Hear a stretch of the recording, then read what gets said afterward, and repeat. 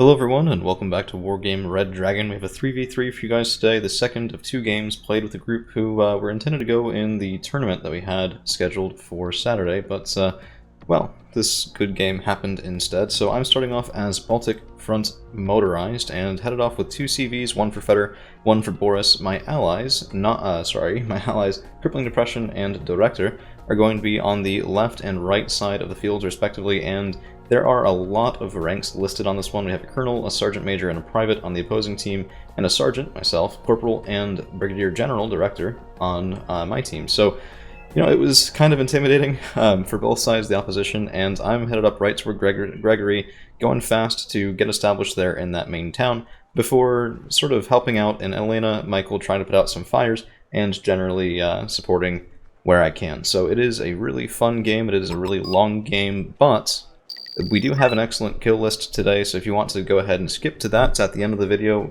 Very nice page to scroll through, often a very satisfying thing to see, and then pop back in and see how it actually happens. So that should be the last minute or so of the video, and then welcome to join us here once again. So you can see Director is going in with KA-29TB. This is the helicopter that his his command infantry came in.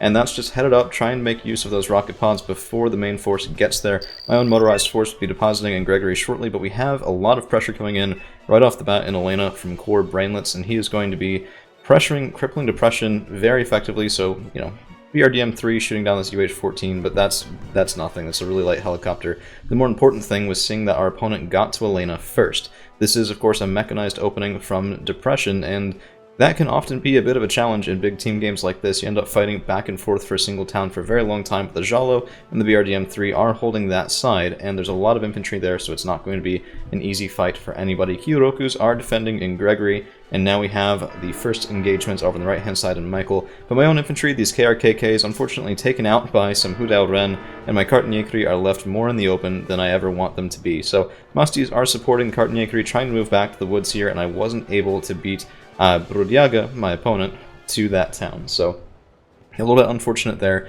but if we can reset, regroup, and hold the line here and on the eastern side, then we should be able to have a good game. In the meantime, I have two Pions. These guys are going to be the stars of the show with the sort of stuff that they can pull off this game, and the intention is to put them up onto the overlook here, shoot in, and support Director as he moves through Michael. Rovait and a couple of Zeldas are going to do a number to my Iroquois Yekri, who are also spotted and shot at by a couple of Magach 7C Gimmels on Michael, so this overhang, I guess, goes both ways. My infantry were up on that mountaintop, and that certainly does not serve them very well, but we'll be firing in shortly. KA-29TB in the back, just being a nuisance, but look at this. Core Mariners, a classic from Core Brainlets, pushing up and into Elena, but they're engaging with Sapri, which is going to be a very tough fight. These guys are dedicated infantry killers, and more to the point, they're a lot cheaper. 15 points for the Sapri, 35 for the Core Mariners. If they go, you know, toe for toe, one for one, that's an entirely fine trade that our team can manage way better than the Core Mariners. We'll have to check back in on how that's going, but right now, this firing concave on the high ground is going pretty well. We're able to kill a bunch of Grand's infantry, some of his infantry fighting vehicles as well, and there's a double stack of T-72 BUs up here from Director leading the way, also supported by the classic infantry push from Motostrelki, and getting out of the way of those ATGMs will be crucial, as is spotting them and taking them out with the other forward elements. Also, you know, the classic ways to 5-pointer. It's not exactly the nicest thing to do, but it is effective, and in the meantime we have a couple of BTRTs and Sapri who are fending off Core Mariners with the help of VDV-90, but this is a lot of fire support. MX-13 FL-15s, of course, do have that 13 rounds a minute fire rate that is really just atrocious to have to deal with for anything without good frontal armor. Of course, they don't have that great themselves, just 3, but, I mean, it's almost an AMX type deal, but it's of course tracked, not wheeled, so it's no RCSB, but it's a pretty good imitation. A little bit slower, but way faster firing, which is very nice. Pions on this side have taken a little bit of fire. We were able to take out a couple units of infantry, though, and definitely put a hurt on this approaching column, which is giving Director and I some trouble on this side. So Grand, of course, a very nice player himself, is just winding us down a little bit here. Merkava 2A, Magach 7C, Gimmel, and we were able to scare them off, but not kill them. So if those tanks get back, get healed up, and get pushed forward again, that'll be very cost effective for our opponents. OH1 Ninja that I really wish I had a Halo Hunter to kill, but I unfortunately don't have a good one in this deck. And in the meantime, Elena is becoming a worse and worse situation as the AMXs are moving up. BTRTs are still here, and they will be able to get some fire on, but they're way less efficient against vehicles than they are against infantry. So the VDV-90 have to do most of the heavy lifting with those RPG-29 Vampires. And for right now, anyway, they are managing to do it. BTRTs also supporting a little bit, and they, I think, mulch through quite a fair number of infantry.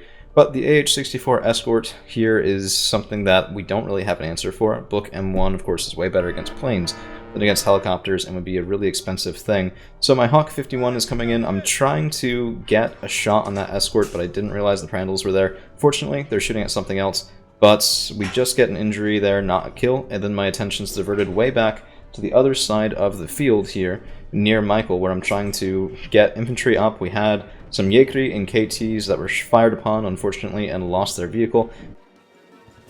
It is, of course, really important since the price increase that these KTs get a lot of value, which can really be a detriment. I mean, 20 points for each, it's a 40-point double squad right there.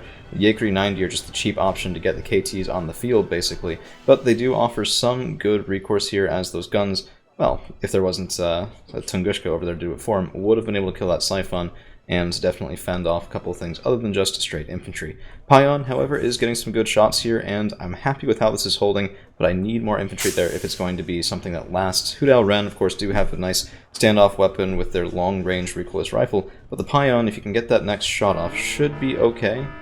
Yeah, I mean, not an ideal situation. You don't want them taking that frontal fire, but, well, if they can get the kill, that's at least something. We do have some infantry moving up toward Elena now, as well as a little bit of base defense here, calling out a Salamandra as well, having spotted that Leopard 1-5, and I'm trying to support Crippling Depression over here as the push from Core Brainlets is just relentless, and we're losing our toehold in the back part of Elena. Of course, having said that, there's lots of VDV-90, there's lots of Motostrelki, but I just had in my head that image of a single coordinated bombing run coming in from 3 players and just knocking us out of our toehold on that zone. So I was trying to help out as much as I could. Cart Nyekri engaging with So Chung Su, and this was actually pretty nice.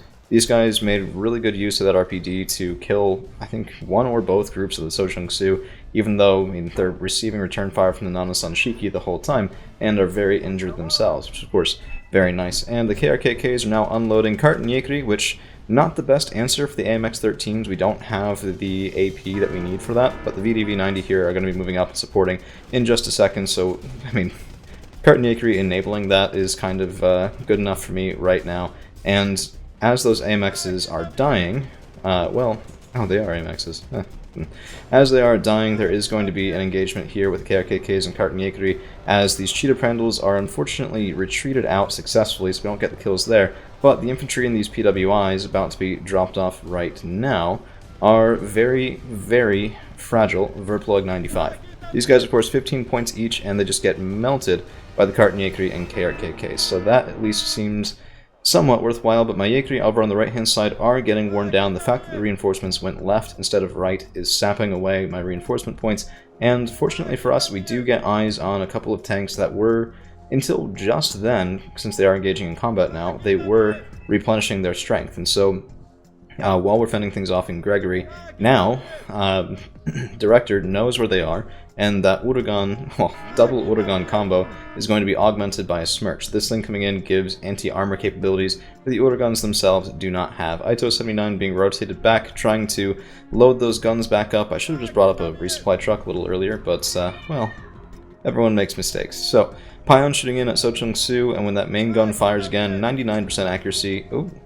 I guess damage mitigation from the trees is pretty nice, and, well, I guess it's okay, but I'm losing my toehold here ever so slowly as my points are going elsewhere, which is not what you want to have happen. A lot of planes coming in, and this is the bombing run that I was afraid of, so a Lavi and an NF-5A both dropping off their bombs, and an F-104G going after my Salamandra that was able to get 2 kills here, 2 Kokon M's gone and 2 tanks dead because of it, now is rotating back, trying to get in a little bit of protection from that F-104G, and also just make sure that if it's needed again, it can be in full use. But this, I mean, I couldn't even keep up with that telling you guys the description. Look at this zoomed out, it's just a wide front, and we've got troops all along it. Trying to keep them going was very stressful indeed. So With that said, the KTs are going across, but they're not going to have a lot of success going up against main tank guns, but the Smirch has come in and devastated the enemy position. So if you take a look here, let's find these smoking vehicles. At least one of the tanks did die on that side.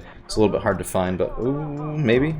One of the 3 tanks there is dead. Rove 90 are up to reinforce, but Michael is being slowly but surely pushed out by our team. It does look like, however, it's going to be a race between if we can push them out of Michael, or if they can push us out of Elena, which is quite contentious, to say the least. Eriko's Yekri, we're moved up. These guys are there to try to make sure that, well, in addition to hearing their call sign over and over again, that we can fend off enemy helicopters, recon helos, things like that. However, there are some mortar fire, some mortars being fired from across Elena coming in, and more bombers, block 5, and that's going to be very unpleasant. Moving the Eriko's forward is not the ideal solution, but they do manage to tag the block 5, so 4 points of strength lost there. It's not the most, it's not, I mean, it's not anything critical, but it will at least extend the amount of time between before that block 5 can come back in. KRKK is moving up, but a K1A1 now in the trees, and that really does show how far things have fallen, as Director's Sapri are the only thing holding this open, really. I mean, Hudao Ren against Sapri in the woods, I would not want to be the Hudao Ren, but these guys are targeting vehicles instead. BTRTs are weapons jammed and tracked in the mud, so they're running forward into nothingness, out of ammunition even, and what should have been a decent fight for the Sapri goes belly up.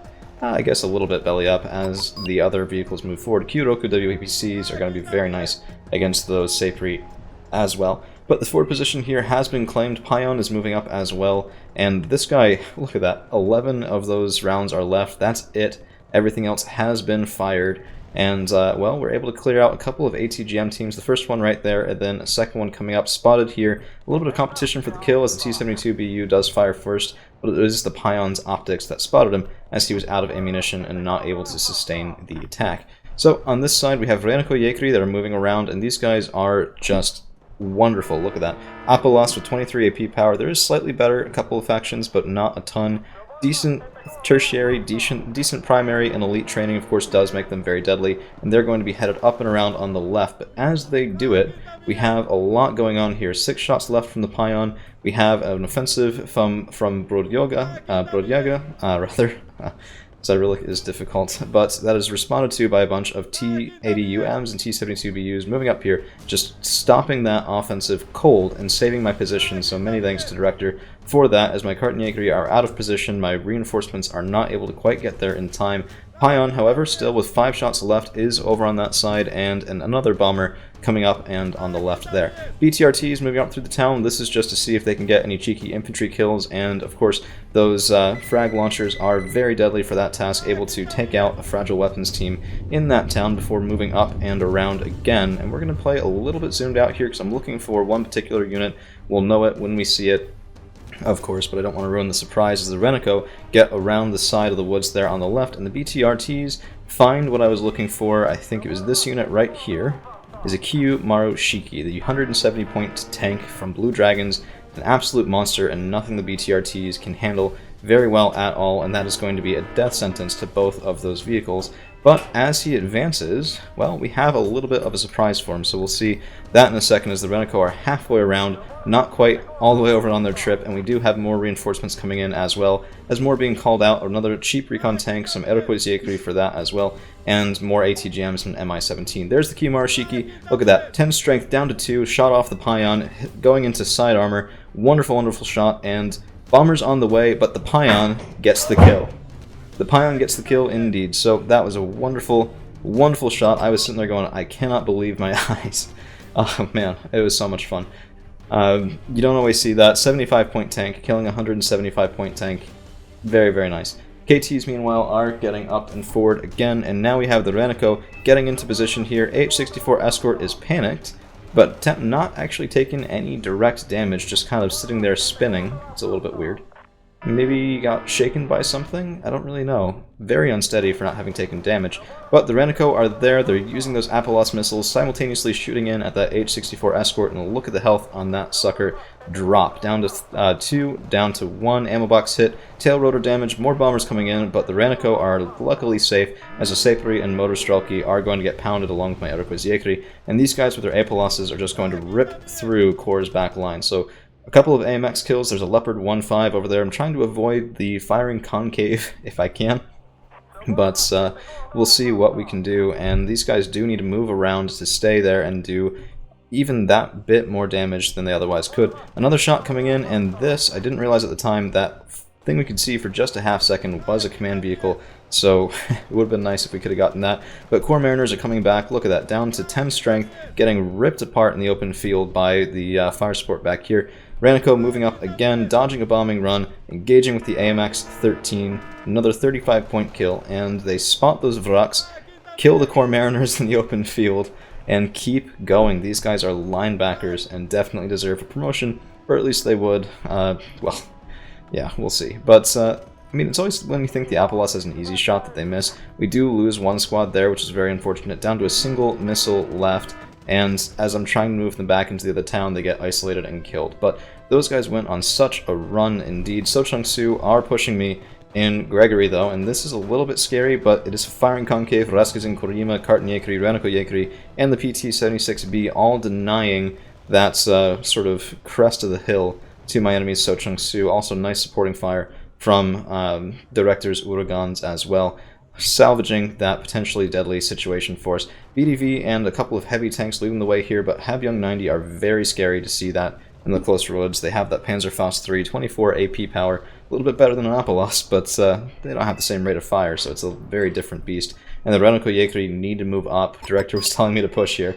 Right there it is, there's the ping. So always talk to your teammates, it is definitely worthwhile. And the Renako are going to be engaging and ripping through the Hudao Ren, saving those tanks from having to deal with them directly. As more Karten Yekri get up on that side as well. Michael at this point has been fully, I guess, conquered, if not captured. So a command vehicle to capture that zone is on the way. Elena has been capped for our opponents. We are now losing at a +2, but we had already gotten up to 384, so it's going to be a long road if the Blue 4 team is going to get back in, unless, of course, they can crush through us and just force a surrender, which is always possible. I should have probably been using Salamandra a bit more aggressively, but hey, live and learn. And the Cheetah Prandals are able to dodge a Smirch strike just when they were moving up, so a couple of resupply vehicles do get hammered by that, but unfortunately no kills on the AA. Leopard Verkenning engaging BTRTs, not a fight the BTRTs want to be in. And yeah, they have a lot of frontal armor. That 13 armor saved any of them from dying off the first shot, but it won't save them for very long. So we have Renico going up and over the hill. I'm hoping to see if we can push into this town, but I was expecting a bunch of fire support in the woods here and on the hills. Something there that will make this very difficult, but I don't know. I mean, we're halfway in, we're down at a ticking +2, but we have a potential positional advantage on our opponents if we can just get into Gregory. Yak 141 engaging with the Block 5. Missiles on the way, there's a kill, but the Block 5 did drop his bombs, so even more Sapri going to get hammered along with VDV. Look at that, deadly, deadly bomb strike right there, very much worthwhile. And my KT are going to have to come up and try to pad out this town that's just been an absolute meat grinder the entire game. It is really terrifying.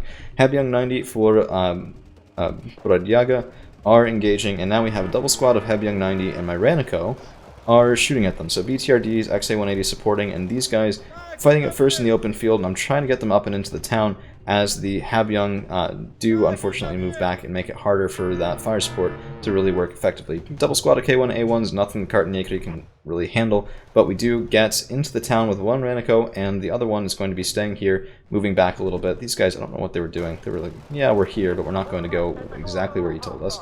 So look at this. 23 Habyung 90, worried and shaken, worried Ranico Yekri, single BTRD, and last shot or two from the Pions. These guys down to 20 men left against the Ranico 7, single BTRD there, and I mean, there's no more fire support coming in. So the BTRD is dead, the Pion's out of ammunition, my resupply truck isn't quite there yet, and I mean, Aircos are shooting in, but 6 men, right? What can they do against a double squad of 30-point shock infantry, town-to-town fighting? This looked like, I was sitting there going, you guys are dead, there's no way, it's not going to work.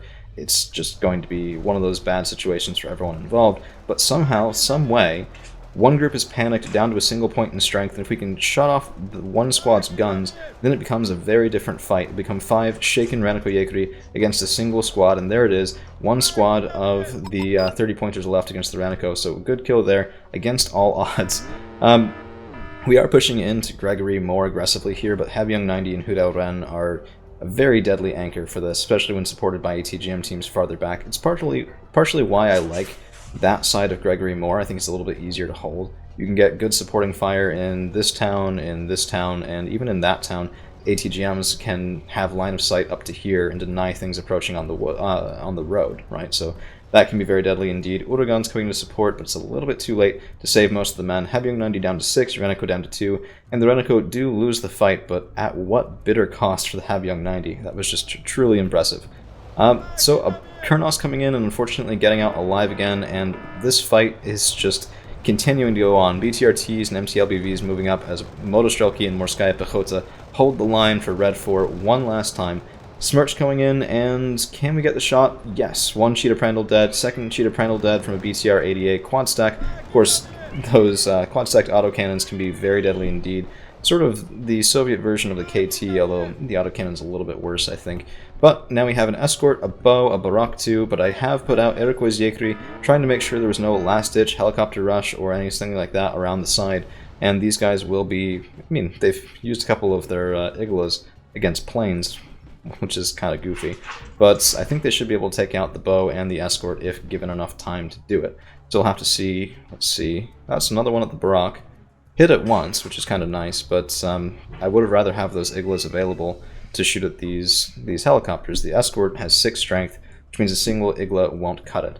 But we are pushing through now on the right-hand side, recovering a little bit in the center. Of course, there's a counteroffensive from the Blue 4 team, and that last Apolos is able to take down one more helicopter before they're out of ammunition entirely. So I'm going to stop them, call in a resupply vehicle, and then deal with this madness as Kyotoku's Hudao Ren and Sochung Su are pushing up. T-80s defending, but the big tanks, looks like only one is left, the T-72BU from the start. Bomber coming in, and that is very much appreciated, but the Kart and Yekri are still outnumbered. The bombs were a little bit behind as well, so that cluster would have been very nice on top of that 6 stack of Rensao 106s, but unfortunately not quite able to find the proper target. Mountain Command Vehicle is coming up now, trying to cap Gregory. This was called in before the counteroffensive started, and I was very worried for it once that really did get underway, because we got cleaned out pretty well. That was a good counteroffensive, and Gregory, which seemed like it was one that we were primed to take over, is now a battleground once again. But if we can countercap it, we will get a +1 ticking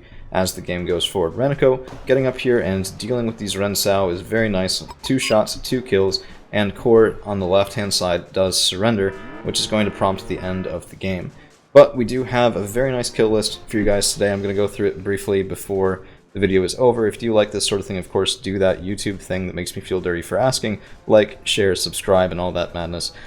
Kills were 58-15 for the Red 4, 47-45 for Blue 4.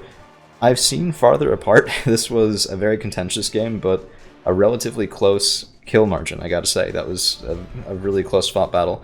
I went 21-10 to 17-70, kind of happy with that. Director really saved our bacon with the push over on the right-hand side, of course. And this is what we're all here for. Maljalanen, the driver of this T-55M Pion, killed a Kiyo Marushiki, a Spike Team Kutai 90, HMV, Sochung Su, HVMS, Hudao Ren, and 2 squads of Rove 90. And he was far from the only high performer that we had on the team. The other Pion getting a fair number of kills, including a Kiyoroku and an LVT-P7. Of course, not quite as good return on investment there, but still not bad at all. Musty is killing a Nanayan Shiki G, so 10-point vehicle killing a 60-point tank. I'll always take that. And a couple of KTs doing pretty well. Rensao's, of course, are, I think, either 10 or 15 points, don't quite remember. And, well, stacking them up that high will be a pretty nice thing. Spike Team killing a Gimmel's always good, and the Salamandra did get a Verkenning and a Leopard 1-5 over on the left-hand side, even though we didn't have a chance quite to see that in action. So if you have skipped forward to look at this, I do recommend skip back and watch those Pions get their kills. It is worth it indeed. Renako Yekri getting a couple kills, and these were the ones near the end. So that's all we've got for you guys today. Thank you all for hanging around, and we'll see you again real soon.